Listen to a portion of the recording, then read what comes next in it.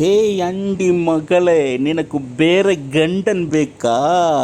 നീണ്ട 2 വർഷ ദാമ്പത്യത്തിനൊടുവിൽ ഭർത്താവ് വേദനയോട് ആ സത്യം മനസ്സിലാക്കി.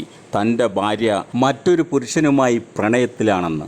നെട്ടിപ്പോയ ഭർത്താവ് ഭാര്യയുടെ കാൽക്കൽ വീണുകൊണ്ട് പൊട്ടിക്കരഞ്ഞുകൊണ്ട് ആർത്തട്ടഹസിച്ചുകൊണ്ട് ഭാര്യയോട് സങ്കടത്തോട് എന്നെ വിട്ട് പോകല്ലേ എന്ന് യാചിച്ചില്ല.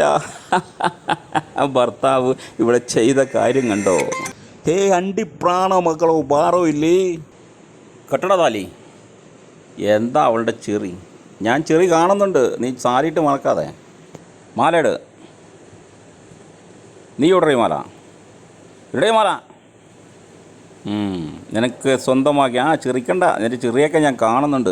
സാരിയിട്ട് മറക്കാതെ, എല്ലാവരും കാണുന്നുണ്ട് നീ ചെറി. നിനക്ക് സന്തോഷമായില്ലടി? നീ ആശിച്ച നിൻ്റെ പുരുഷനെ കിട്ടിയില്ലേ? എടുത്തോണ്ട് പോക്കോ. നീ ഇവളെ നല്ലോണം ശ്രദ്ധിച്ചോ. ഒരു റബ്ബർ പന്താണ് ഇവൾ.